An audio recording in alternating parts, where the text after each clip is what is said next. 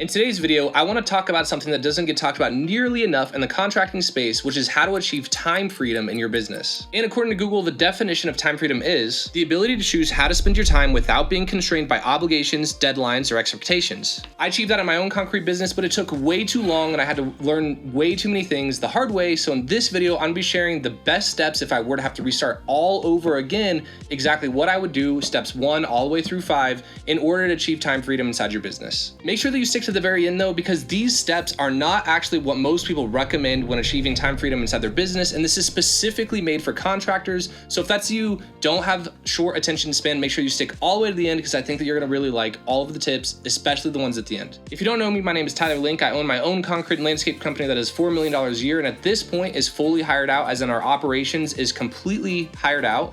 And on top of that, I own Contractor CEO, where we help other contractors do marketing with the goal of achieving time and financial freedom.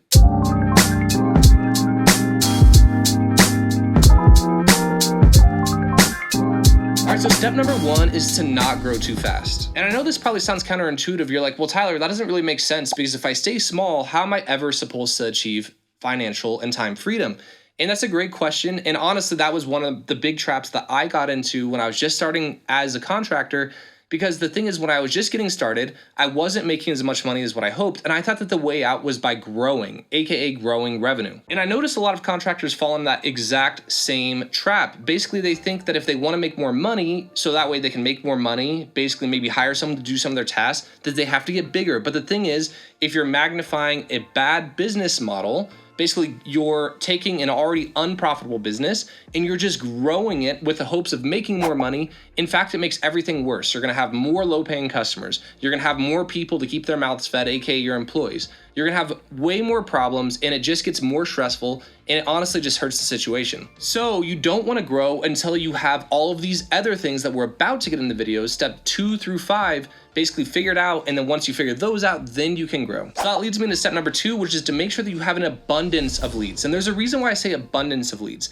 Way too many contractors are in the game of just staying busy. People will ask, and I learned this in Facebook groups and honestly from friends, and when I just started my business, there's this huge mental trap and honestly the wrong way to think about your business. And all these small contractors, they think that the goal of business is to stay busy. They say, hey, Tyler, how's your business going? And I would reply with something very similar to, oh man, it's great, I'm staying busy. But if you really think about it, is that the goal of any business, is to stay busy, or is it to make money? So I would get just enough leads to where I could sell like 30 to 40% of my leads and stay busy. And then I never really fully understood, because I wasn't that profitable. I was like, well, man, I don't get it. I'm such a great salesman. I'm doing a good work for a good price and a good service. And why is my business model, like, why is it not working? Why do I have to work all the time? Why am I not making enough money?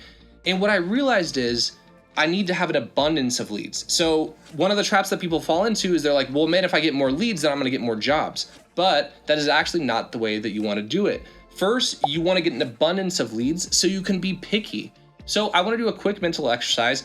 Picture the best job that you've done in like the last 12 months. Most likely, it has a couple of the following characteristics. Maybe it was considered a bigger job for you. On top of that, not only was it a bigger job, it was probably relatively simple. Like, it wasn't super complex. You could get in, get out, and collect your money pretty fast, right? So imagine if instead of taking 20 leads and you need 6 jobs to stay busy, imagine now you have 60 leads and you still need 6 jobs to keep busy. Well, now you only need to sell 10% instead of 33% of your leads. And AK, what does that mean that you can do? Is you could be more picky, right? So that's what step number 2 is all about, is you want to be able to pick and choose the right jobs for the right price to keep you busy. And that is the first step to actually having time freedom, is just having the right jobs. And you do that by having an abundance of leads. And that takes us right on to step number 3, which is to raise your prices. So once you have an abundance of leads, now what we have the ability to do is not only go after the best jobs. So let's just say, for instance, if you're a fence person and you're like, man, every time that I do a fence where it's crappy access and it's under 20 feet long, it just takes way too long, I can't charge enough to really make it worth it for the customer, it's just a bad job. So not only are you doing certain jobs that are just not good, but now you're also gonna raise your prices. And so again, if you have that abundance of leads, let's just say if you tripled your lead flow, but only needed the same amount of jobs to sell, because most contractors think that in order to win jobs, they have to discount their services to people who are asking them to do so, but you can actually charge a premium. And the best part is, then if the customer says no, it's not going to be stressful just to walk away. And I'm sure that we've all been there at a stage in our business, right? Like, let's just say if you're really booked up and now all of a sudden you've noticed that you're really booked up, people almost want to work with you more. And why is that? It's because you actually go into a sales appointment and you have the confidence about you. You're not super desperate and you're not super worried about making that sale. Because if you don't make that sale, well, there's 5 other people who are willing to buy from you later that same day, right? It gets a lot easier to sell when you could raise your prices, have more leads, and way more profitable, right? Because at the end of the day, it's not about revenue and how many jobs we do. It's about what profit that we can make from the allotted amount of time that we have. Basically, like, how can we maximize our resources? How can we maximize our employees, your time as a business owner, and the company's time? Well, it's to do very profitable jobs, and part of running profitable jobs is to have high pricing. And step number 4 is to have a better offer than your competition. So this is a huge mistake that I see people making, is they raise their prices, but they're still talking the same, they look the same, they dress the same, they have the same offer as all of their competitors. So what do I mean by an offer? Because a lot of people are like, well, Tyler, I don't really get it. Like, say for instance, I sell concrete, so concrete is my offer. And that's not necessarily true, because your offer is your whole entire package. Because you're doing the service of concrete, but the offer is totally different. Like, for instance, you could say, hey, I'm gonna replace your driveway. And someone's gonna say, great. Someone else can say, I'm gonna replace your driveway and give you a 1-year warranty. See how that now makes that same offer more appealing, because you're giving more to the customer, basically more of a guarantee, right? So in order to demonstrate this, I want to pull up Alex Hormozi's value equation, which I'm sure most of you have seen this, but I want to relay it as far as how to relate that to our actual industry. So you can see here on the very top, we have dream outcome times perceived likelihood of achievement divided by time delay times effort and sacrifice. So let's go through these one by one. So first we have dream outcome. So how can you make your outcome more valuable, your offer more valuable than your competitors, is you can honestly just increase their dream outcome. And what that really means is you could just sell them a better product. So for instance, if someone reaches out to you for a driveway quote and you go out there and all of your competitors are saying, man, I offer a standard 4-inch concrete pour with, rebar and 3-foot centers, very standard. And let's just say that you go out there and you talk to the customer and you say, hey, well, actually, how do you like it if your concrete lasts longer? And they're like, well, man, that'd be great. Be like, yeah, because potentially they want to stay in their home for the rest of their life. Say, well, that's awesome, because actually what I specialize in here at my concrete company is I actually sell driveways that last longer. And how I do that is I do thicker concrete with more rebar. And now all of a sudden, you are on a whole different plane than other people. And can other people do that same thing? Yes, they can, but because you're offering it to the customer, now all of a sudden they're gonna perceive you as more valuable. And even though it's a slightly different product and service, they even say, for instance, doing 1 inch extra of concrete, that's not gonna increase their price by 25%. It might only increase their price by 5 to 10%, but they have a much better product. Now let's go to perceived likelihood of achievement.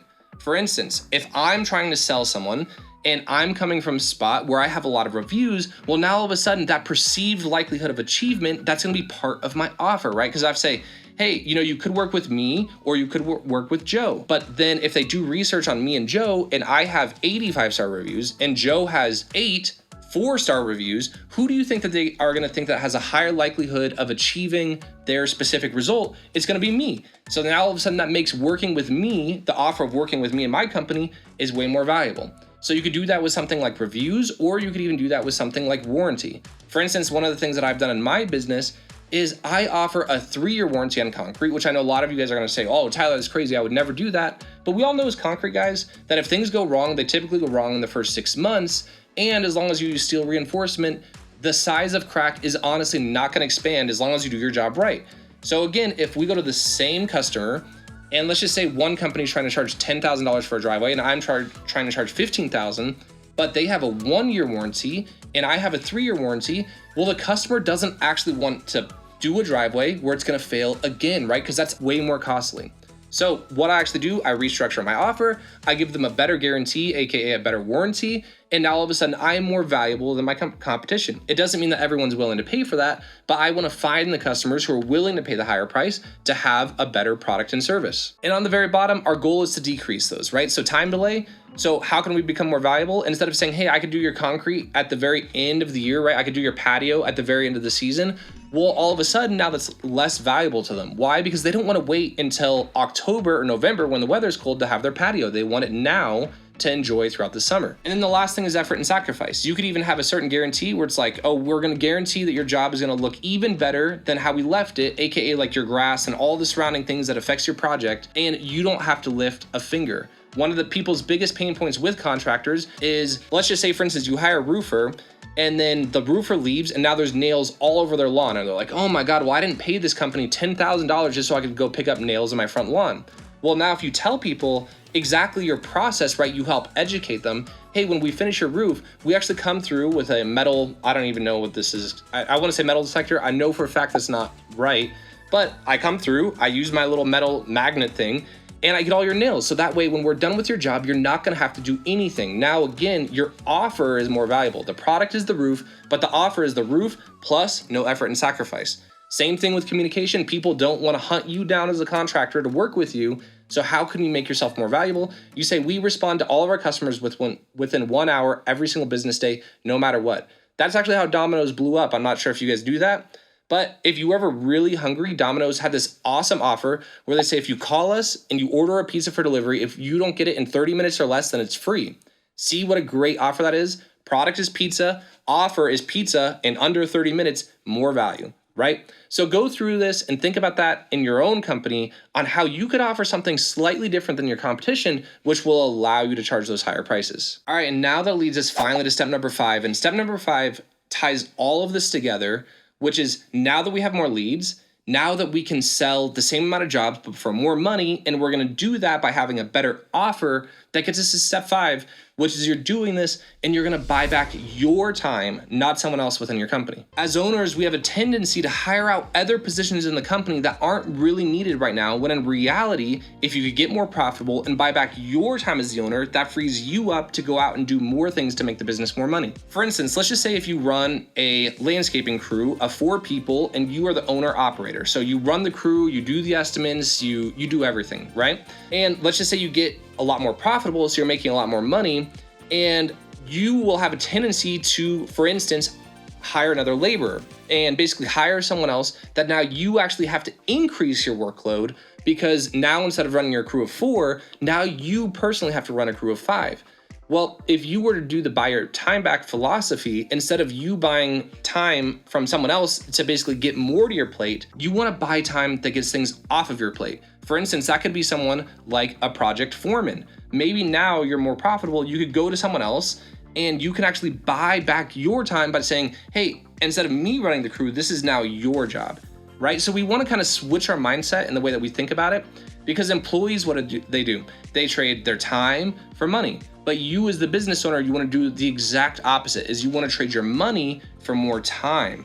See how that kind of works? That's what we call leverage. So, because once you have more time, now that frees you up. You're like, man, well, I could do 5 estimates a week to maybe 15 or 20 estimates a week if you had the right foreman. And now you can actually grow because you bought your time back. If you want to learn more about this, I highly suggest the book, Buy Back Your Time by Dan Martelli. Check it out. It changed my life. It will change yours. So just to repeat one last time, going back through this video, step number 1 is to not grow too fast. You don't want to grow until you have an abundance of leads, you raise your prices, you have a better offer than your competition, and you can buy back your time, and then you basically rinse and repeat, right?